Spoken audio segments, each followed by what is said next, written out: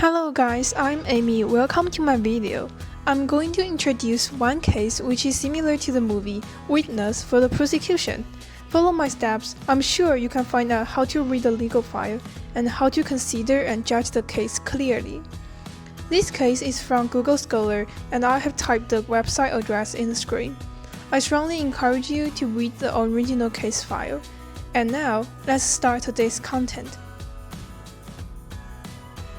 I'm going to introduce the case through three main points, which are general statement, background, and discussion. This is also the order that the original file introduces the case. Now, let's move on to the general statement. General statement is the most important part of the file. It can let you understand what happened basically. And then, in the reading afterward, you will have clear structure and understanding to it. I copied two sentences, which are the core issues in the case. If you want to read it alone, you can pause the video. And now let's read it together. Prosecution sought for a writ of mandate or prohibition.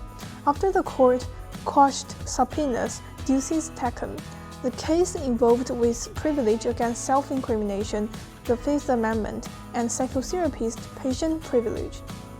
Additionally, a writ is a formal name for a legal requirement from a higher court to a lower court. Mandate means correction. Prohibition means stop. Subpoenas means the order of requiring documents, records, or testimony. Subpoenas duties taken is a specific type of subpoenas that refer to the order to require documents and record instead of testimony. Self-incrimination means the behaviors of a person says the words that can potentially or directly prove the person is guilty. The privilege against self-incrimination means the privilege or the protection to prevent self-incrimination. Psychotherapist patient privilege is a privilege or protection of keeping core conversation between a psychotherapist and a patient to ensure the quality of treatment. So, let's review it again.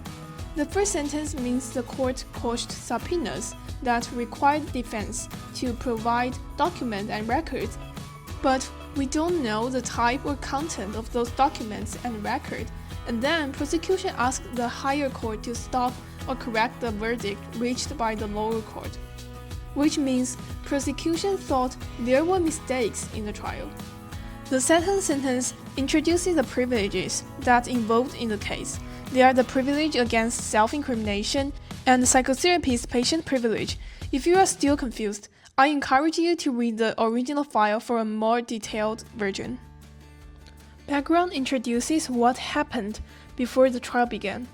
We can get four information from the background. First, Betty killed his former husband and her husband's wife. Second, Betty was struggling on her kids' custody.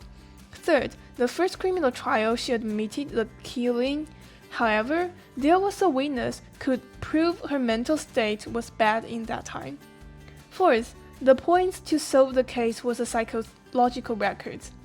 Also, if prosecution can get the psychological records, then this case can be solved rapidly. The reason is the emotional motivation.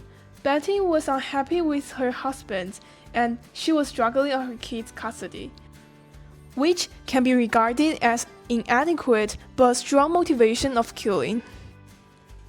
We mentioned that the possible solution for the case is a psychological record, and you may think why the court didn't require the record and documents, because as if they have the documents, they can reach the verdict.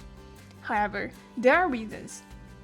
The reasons are the privileges, the privilege against self-incrimination, and the psychotherapist patient privilege. Let me explain why those privileges should be considered in the case before we start the discussion. Privilege against self-incrimination protect the person from proving guilt of himself. Psychotherapist patient privilege protect the person from compelling to give documents and record of treatment. So actually, the privilege against self-incrimination protect the person from compelling to do or say something, and psychotherapist patient privilege protects the person from handing in the documents without permits. Now, let's start the part of discussion, which is the part I like most. I'm going to divide this part into three subdivisions, which are necessity of issuing writ of mandate, Privilege against self-incrimination and psychotherapist patient privilege. This is a paragraph in the original file which is about the higher court refused to issue the writ of mandate. Prosecution, or the people, can't request higher court to review the case unless the lower court acted beyond the power it has or the necessity of reviewing the case is much more important than causing the person with criminal charges more legal trouble. This is the explanation for why higher court rejected the requirement of the writ of mandate or prohibition from prosecution. This is another part that I mentioned in the original file, which is about denying accused discovery documents provided can be seen as a kind of excess of jurisdiction. Let us break it down. I list the 4 major points in the paragraph. First, denying discovery is a kind of excess of jurisdiction. You may want to ask, what is excess of jurisdiction? You can just understand it as denying discovery is a kind of breaking the borderline of the law.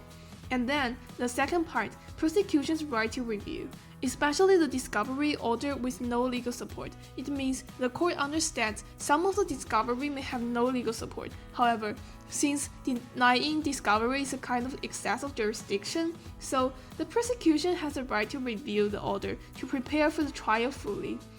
The third point is there's no legal basis to quash the subpoena for it against the self-incrimination. Why do we say it? Because the privilege against self-incrimination just protects people from compelling to say or do something, instead of handing in the physical documents or records. Next is the fourth part. It says Stanley Test entitled the right of prosecution to review the case as long as it is necessary. How to understand it? It is hard to tell the borderline of necessary. For example, in this case, we discuss about the necessity of reviewing the case. Whether the person is guilty or not is hard to determine, for the person is mentally ill, but she killed 2 people is also the truth. It is hard to determine it. She may kill her husband by mistake, and she might feel guilty to kill 2 people. It is fair to give people fairly chances to correct their mistakes and to feel guilty.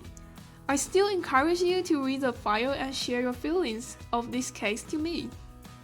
Now, let's discuss the privilege against self-incrimination detailedly. If you type in what is privilege against self-incrimination in your browser, you can find out 2 things.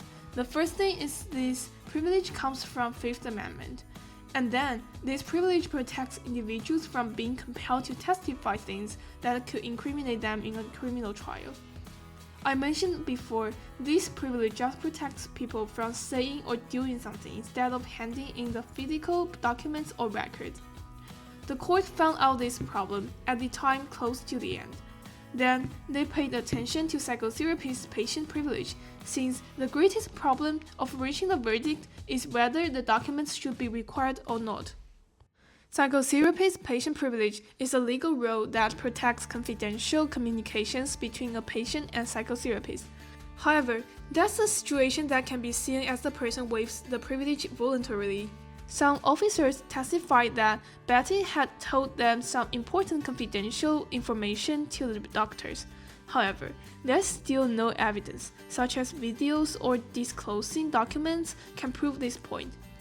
The court still thinks the psychotherapist patient privilege was not waived by Betty. Now, let's come to our summary of this case.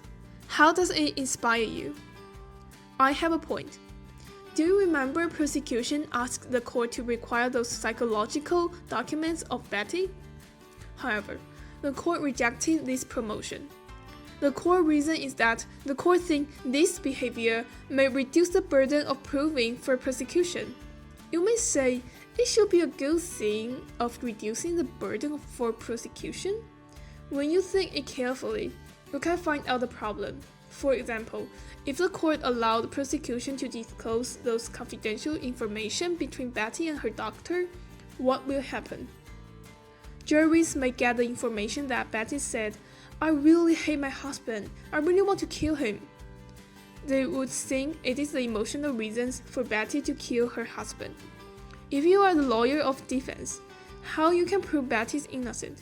You can't. There's no way for you to prove. If the court reduced the defense's burden of proving, it would be the same unfair. So, fair means in the middle part without favor one side. Thanks for listening, and thanks for your patience on my English.